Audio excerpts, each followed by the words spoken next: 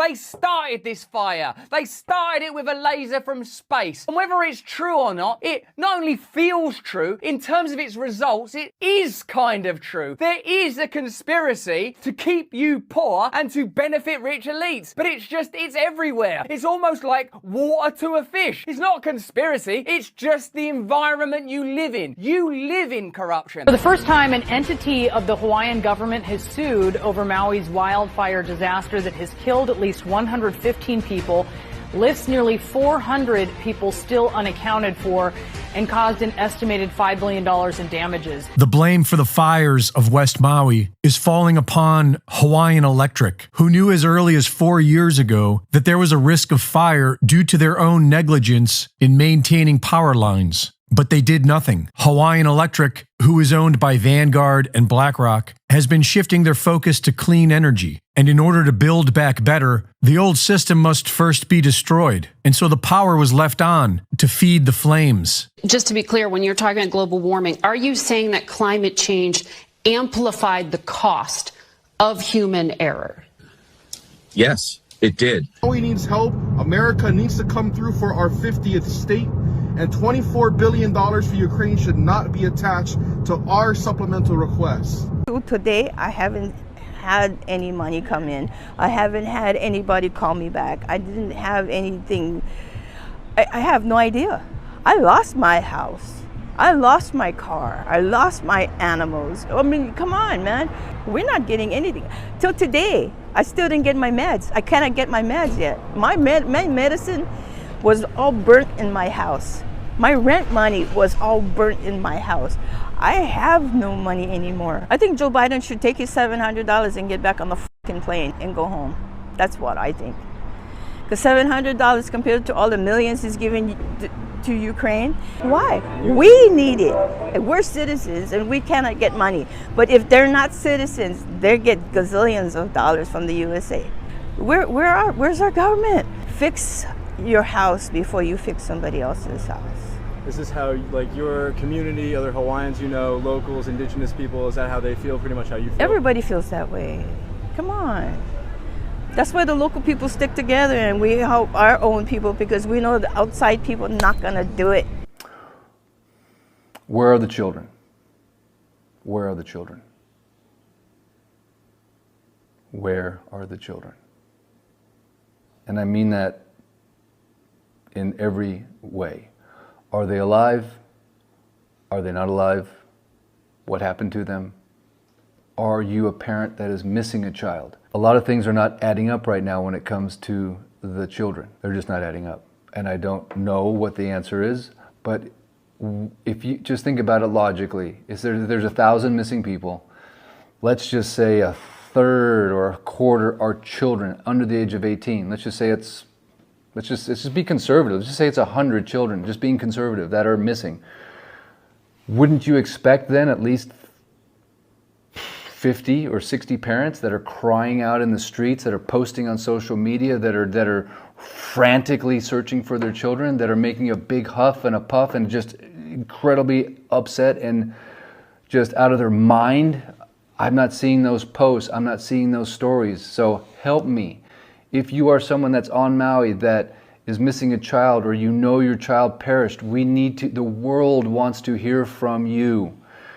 We need to find, this is to me the point of the spear. This is the most important pressing question that needs to be answered right now. There's all kinds of rumors about by the way, the police chief said that there was one body recovered from the ocean. I had people in my home yesterday that showed me pictures on their iPhone that I didn't want to see, that were pictures of dead bodies in the ocean. I saw them with my own eyes. I'm not the police chief. I'm not anywhere close to this investigation, or I was in that town 2 days later when everything appeared to be cleaned up. The streets were already cleaned up.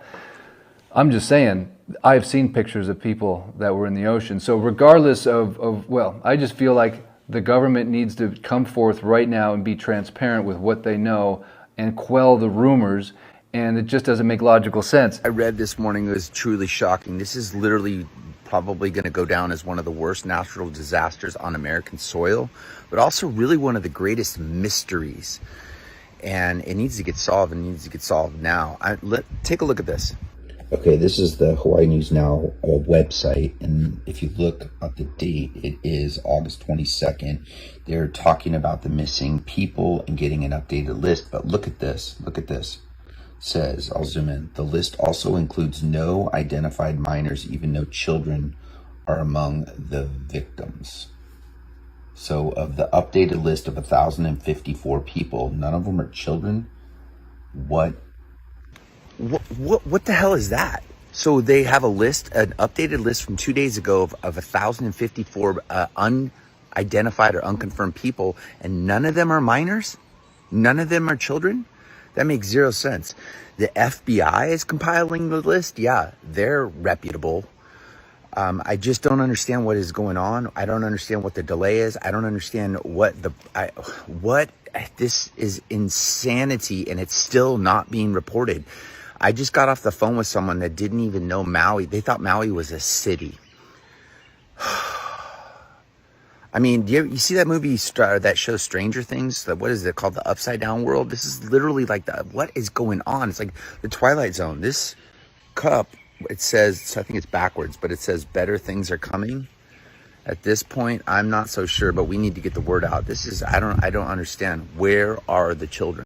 The county, where was the state, where was the Red Cross?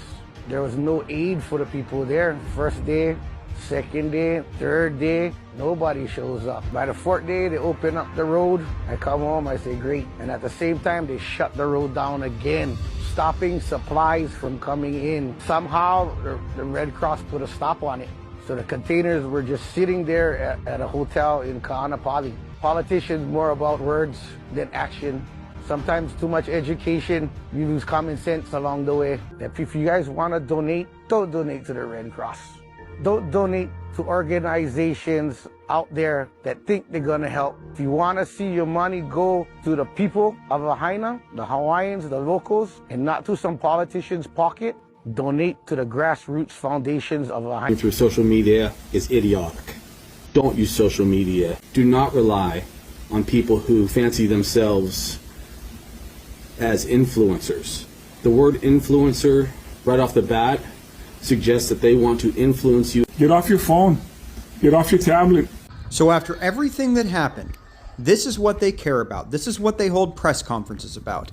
Don't listen to influencers. Don't use social media. Put away your phone.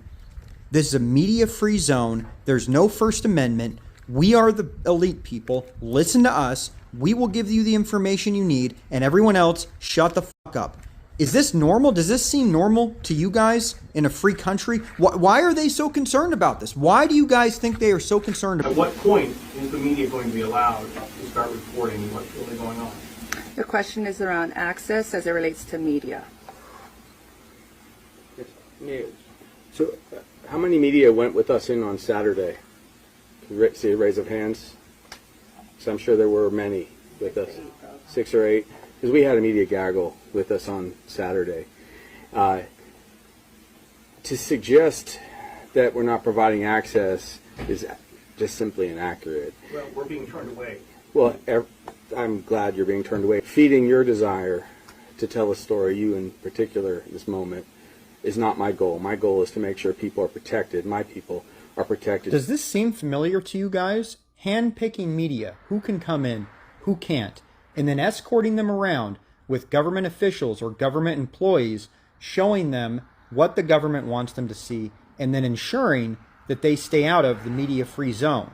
What was happening was this. It was a fire hurricane, and I want to warn the entire planet about this, all of America and all of the world. We were experiencing very dry conditions, drought conditions because of global warming, which is obviously very real for us here and everywhere. In addition to those drought conditions and difficulties with water management because there's just not enough water here in our islands, we then had the penumbra of a hurricane. Hurricane Dora had just passed south of us, leaving 60-mile-per-hour winds still with gusts up to 81 miles per hour. So what happened was, when fire jumped from one spot to another, there were 3 or 4 fires going on at the same time. It got seeded very quickly with those 80-mile-per-hour gusted winds. And then the fire moved essentially at a mile per minute, 60 miles an hour down through the community.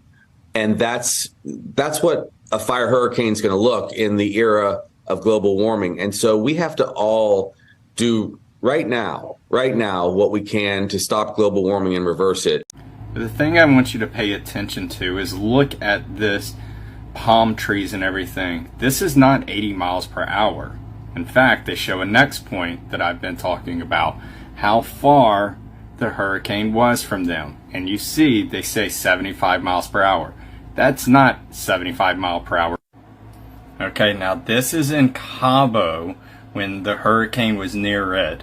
This was sustained winds at 30 miles per hour with gusts up to 55 miles an hour. And look at the difference in the palm trees, and that again is 28 miles per hour for sustained winds with gusts up to 55 miles per hour. That's it.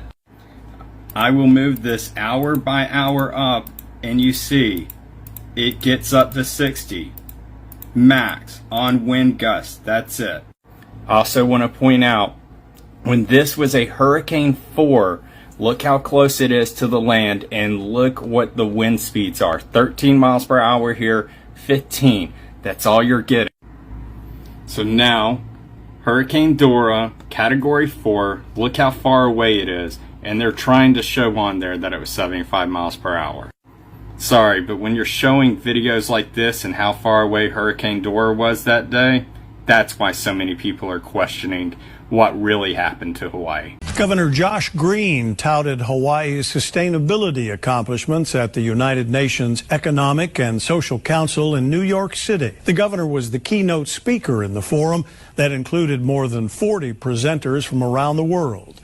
Green pointed out that Hawaii is in a unique position as an island state and has tried to lead the way in promoting renewable energy. We tried to lead on energy and climate. We were the first state to mandate 100% renewable energy for electricity. So it's, again, an opportunity as a small state with technically a small footprint, but we do punch above our weight a little bit because of our position in the Pacific. Speakers were invited to help implement the United Nations Agenda for Sustainable Development Goals in 2030.